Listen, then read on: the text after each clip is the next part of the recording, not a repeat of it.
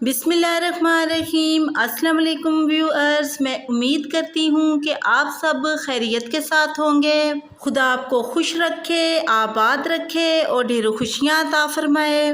आज अपने इस प्रोग्राम में मैं गाजर की खीर की यूनिक सी रेसिपी आपके साथ शेयर कर रही हूँ। बहुत इजी तरीके के साथ गाजर की खीर मैं आज आपको बनाना सिखाऊंगी।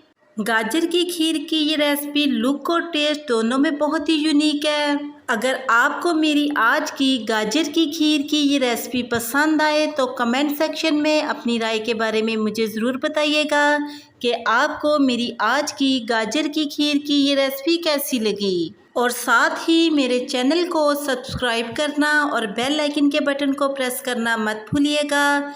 इसी के साथ ही अब हम चलते हैं अपनी आज की रेसिपी की तरफ। गाजर की खीर बनाने के लिए हमें जिन चीज़ों की ज़रूरत है, इसमें मिल्क हमने लिया है 3 लीटर, फुल फैट वाला मिल्क हमने लिया है।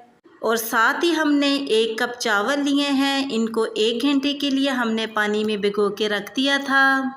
और साथ ही 1 प्याली हमने क्रश की हुई गाजर ली है।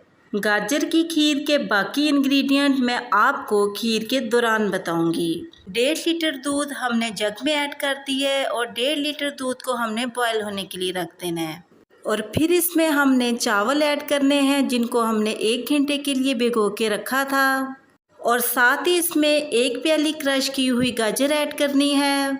चम्मच की मदद से इनको मिक्स करना है। आप भी मेरी आज की गाजर की खीर की इस रेसिपी को ज़रूर ट्राई कीजिएगा। ये बहुत ही यूनिक और मुनफरिद खीर है। जब आप खीर की इस रेसिपी को एक बार बनाएंगे तो आपको भी गाजर की खीर की ये रेसिपी बहुत पसंद आएगी। और साथ ही 1/4 टेबल स्पून सब्ज़ इलायची का पाउडर ऐड करना है। चम्मच की मदद से इसको खीर में मिक्स करना है। ढक्कन की मदद से खीर को इस तरीके के साथ हमने कवर कर देना है और चूल्हे की फ्लेम को स्लो कर देना है। ढक्कन को इस तरीके से थोड़ा सा साइड पे करके रखना है ताकि दूध बॉयल होकर बाहर ना आए। सेंटर में आपने 1 या 2 बार खीर को लाजमन चेक करना है। 20 मिनट गुजर चुके हैं और खीर इस शक्ल में रेडी हो चुकी है। चम्मच की मदद से खीर को एक बार मिक्स करना है। चूल्हे की फ्लेम को ऑफ करना है और रूम टेम्परेचर पे खीर को ठंडा करना है। जैसे ही खीर ठंडी हो, इसको हमने इस तरीके के साथ एक जूसर के जग में ऐड कर देना है।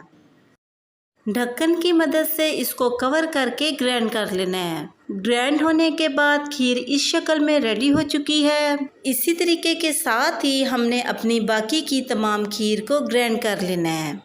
ग्राइंड की हुई खीर इस तरीके के साथ हमने एक बर्तन में ऐड कर दी है और चूल्हे की फ्लेम को ऑन कर लेना है। 1.5 लीटर मिल्क जिसको हमने जग में ऐड किया था, इसको अपनी खीर में इस तरीके के साथ ऐड कर देना है। चम्मच की मदद से दूध को खीर में मिक्स करना है। आप देख सकते हैं कि खीर दूध में मिक्स हो चुकी है। आप अपने बच्चों को भी गाजर की खीर ज़रूर बना के दें। आपके बच्चों को भी गाजर की खीर की ये रेसिपी बहुत पसंद आएगी। वो आपसे बार बार फरमाइश करेंगे कि आप इनको दोबारा ये खीर ज़रूर बना के दें। इस स्टेप पर चूल्हे की फ्लेम को हमने स्लो कर देना है और 20 से 25 मिनट के लिए स्लो फ्लेम पे खीर को कवर कर देना है।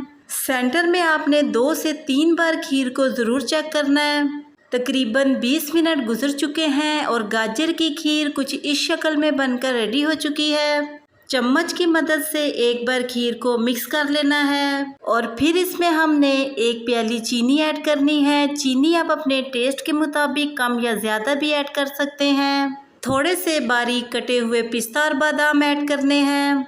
अपने टेस्ट के मुताबिक कोई भी ड्राई फ्रूट आप खीर में ऐड कर सकते हैं। चम्मच की मदद से इनको खीर में मिक्स कर लेना है। चम्मच को मुसलसल हिलाते हुए 5 से 6 मिनट के लिए मीडियम फ्लेम पे खीर को मज़ीद पकाना है। 5 से 6 मिनट के बाद चीनी खीर में मेल्ट हो चुकी है और खीर गाढ़ी होकर बिल्कुल रेडी हो चुकी है। इस स्टेप पर चूल्हे की फ्लेम को हमने ऑफ कर देना है और खीर को एक बर्तन में निकाल लेना है। पिस्ते और बादाम के साथ खीर की गार्निशिंग कर लेनी है। कितने ज़बरदस्त से कलर और लुक में गाजर की खीर बनकर रेडी हो चुकी है। ये खाने में बहुत ही यूनिक और मुनफरिद खीर है।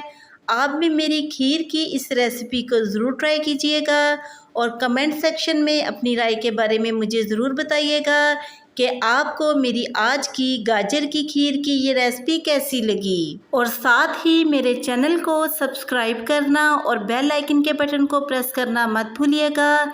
इससे मेरी न्यू आने वाली हर वीडियो का नोटिफिकेशन आपको आसानी मिलता रहेगा। मैं अब आपसे दोबारा मिलूँगी नेक्स्ट प्रोग्राम में एक नई रेसिपी के साथ। तब तक के लिए अपना बहुत ही ख्याल रखिएगा और मुझे अपनी दुआओं में ज़रूर याद रखिएगा। मैं अब आपसे इजाज़त चाहती हूँ। अल्लाह हाफिज़।